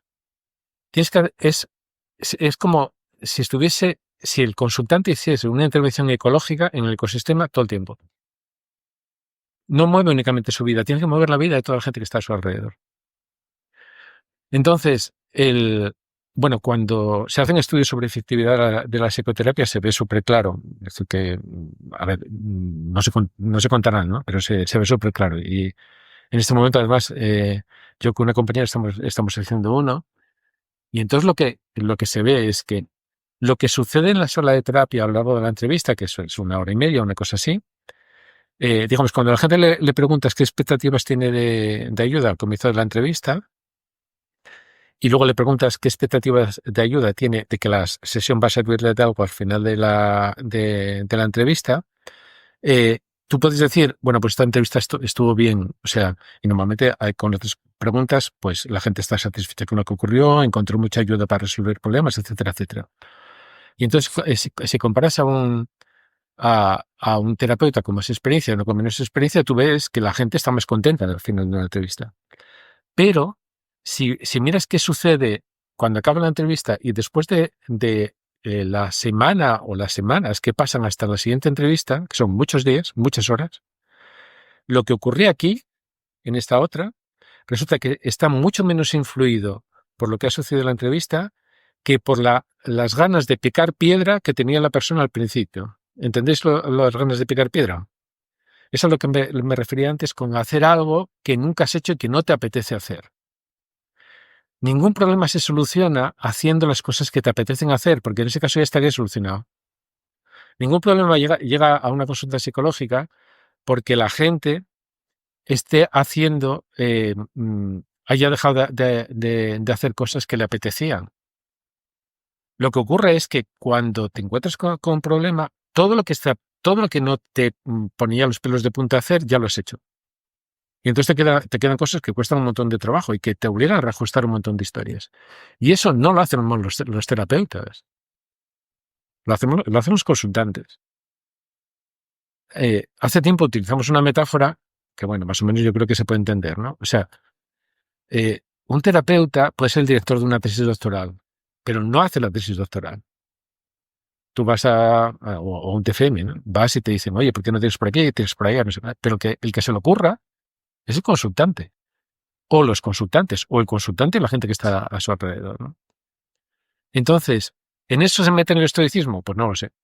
A ver, yo lo poco que recuerdo del estoicismo y alguna cosa últimamente que, vamos, de los últimos 5 años que escuché o que leí, me parece que es absolutamente individual. O sea, es un planteamiento de una norma de vida personal, ¿no? Pero los problemas no son una cuestión individual, ¿no? Los problemas siempre son una cosa colectiva. Siempre hay alguien metido. Siempre hay un conflicto por algún lado. Siempre. Entonces, y nuestra vida está llena de conflictos y puedes decir, bueno, el conflicto es lo normal. Sí, si lo solucionas. Y si no, te destroza, ¿no? Sí.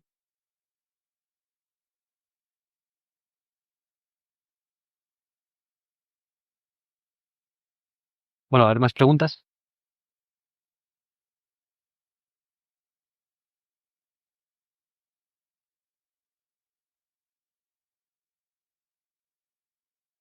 Al de abajo.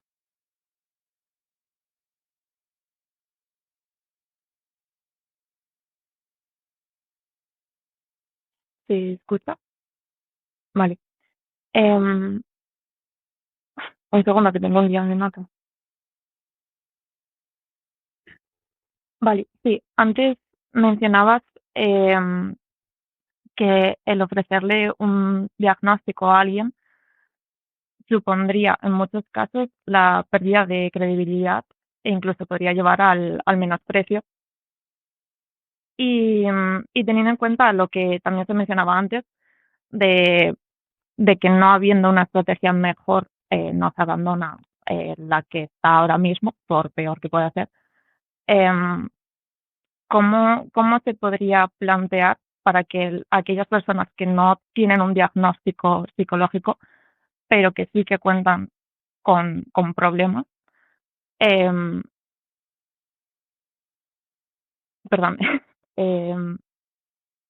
o sea, hay personas que no cuentan con un diagnóstico psicológico, pero sí que tienen problemas. Y en esos casos muchas veces no se valida esos problemas que tienen y, y esas personas sin un diagnóstico psicológico no se ven con la capacidad de afrontarlas. En ese caso, ¿cómo se podría plantear? El diagnóstico psicológico, el diagnóstico psiquiátrico, porque en principio tienes que pensar que son diagnósticos categoriales, es decir, que es la idea de que la gente o es pera o es manzana, va.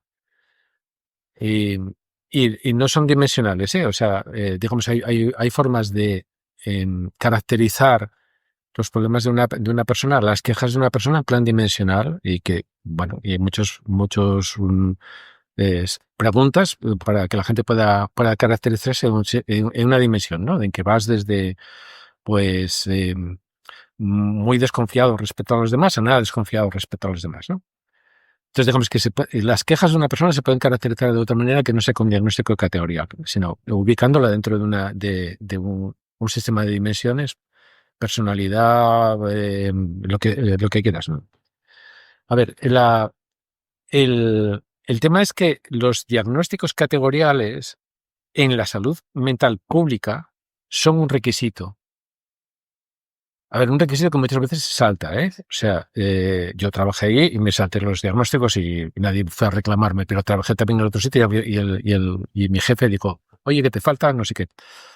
Y aún así teníamos una categoría que era reacción adaptativa ante gran tensión, que yo y todos mis colegas utilizábamos muchísimo, ¿no?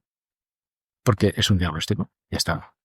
Entonces, ¿cuál es la tensión? Bueno, pues a partir de ahí puedo explicar, pues mira, lo que le pasa a esto, lo otro, lo demasiado. Y ¿cuál es la tensión? Es la información importante realmente. Es decir, lo que la gente necesita es que la entienda. Lo que la gente necesita es que digan, es que, a ver, te has enfrentado con una situación de bullying cuando tenías 5 años. Tu padre se murió cuando tú tenías 7. Luego te pasó no sé qué, y luego te pasó no sé cuántos. Y luego, y tú, para adaptarte a eso, para poder seguir consiguiendo lo que era importante para ti y lo que los demás te pedían a tu alrededor, porque ese es el caso, ¿sabes? Todo el mundo nos está pidiendo que hagamos determinadas cosas, que tengamos determinados logros, ¿no? Que no nos hagamos pis, que aprendamos a leer, que aprendamos a sumar, que aprendamos a restar, que tengamos novio, que no sé qué, que no sé cuántos. Hay como una carrera de obstáculos en que la gente nos va poniendo los obstáculos por delante y hay que saltarlos, ¿no? Entonces, que en esa carrera uno se ha visto con cosas que son muy jorobadas, muy duras, muy difíciles, que dan mucho miedo, que dan mucha vergüenza, que son muy destructivas. Y si no las conoces, tú estás viendo el resultado de una adaptación de algo que no ves. Pero que en el momento que lo ves dices, joder, ¿cómo no va a tener miedo? O sea, ¿cómo no va a tener ataques de pánico? Si es que lo último que le ocurrió fue que le pusieron una navaja en el cuello. O cosas más banales. Es decir, a ver, en mi familia de origen materna, mi abuela rastreaba las catástrofes a años de distancia. O sea, en 10 minutos que mi madre salía de casa de mi abuela y llegaba a su propia casa, mi abuela llamaba 10 veces por teléfono. El otro día, así a lo tonto, dije, pero vamos a ver, ¿por qué vivía en esa alerta permanente? Y de repente caí en algo estúpido. Es que habían pasado por una guerra. Y mi abuelo había estado metido en un pozo, mi abuelo que era fascista, había estado metido en un pozo, escondido para que no se lo cargasen. Y entonces mi abuela debía estar, vamos, mi abuela y todos debían estar permanentemente en alerta pensando en todo lo malo que podía ocurrir. Claro, hasta que no tienes esa reflexión banal por otro lado, y dices, joder, pero mi abuela ¿cómo podía ser una mujer tan preocupadísima por todo? Pues qué tontería. ¿Cómo no iba a serlo? O sea, porque una vez que aprendes a estar vigilante por cualquier cosa mala que puede ocurrir, eso no se desaprende, ¿sabes? Tú puedes dejarlo de lado. Tú puedes decir, vale, en esto no pienso más de 2 minutos porque no me vale para nada. Pero Es como decir, a ver, tú tienes que desaprender a pensar si tienes las llaves en el bolso antes de salir de casa. Y si aprendiste a pensar en las llaves antes de salir de casa, vas a pensar en las llaves antes de salir de casa. Luego puedes decir, no, joder, que no las necesito porque esta no es mi casa y va a estar, fulanito va a estar ahí. Entonces, lo que se necesita es simplemente que la gente tenga contexto y no solamente para entender a los demás, sino para poder explicar su vida, porque el tema es que no hay no hay un relato construido para explicarme por qué yo soy como soy, por qué se me da bien unas cosas y no otras. Yo puedo no obtener manera de contarlo. Es más, puedo hasta no acordarme. Porque sin interlocutor la gente nos despistamos, ni siquiera nos acordamos de cosas que fueron significativas, ¿no? Si no puedes hablar de algo, simplemente lo despistas. Y cuando años más tarde tienes un interlocutor, de repente dices, anda, la leche, si es que resulta que a mí me pasó esto y yo no me acordaba de que me había pasado esto, ¿no? Yo no me acordaba que estaba aterrado cuando mi madre hacía no sé qué o no sé cuántos. Yo creo que ese es el sustituto, ¿sabes? El sustituto es hacer informes psicológicos en los que la gente pongamos las adversidades por las que esta persona ha pasado son esta. Ha intentado adaptarse de esta manera haciendo tal cosa, haciendo tal otra. El resultado ha sido este o este. Y administrativamente esto se corresponde con un trastorno no sé qué. Pero esto es lo último. Y punto, porque no hay más que contar, ¿sabes? Para decir a alguien tienes un trastorno ansioso depresivo, no necesitas complicarte mucho la vida, ¿sabes? Lo otro sí que da trabajo. Enterarte de la vida de la gente sí que da trabajo. Decidir que si me dijiste esto y lo otro demasiado, entonces tienes tal trastorno, es una chorrada, ¿sabes? Y parece como que lo que valoramos o con lo que nos quedamos es con la tontería de tiene el trastorno F600 no sé cuánto. ¿A qué no importa, no?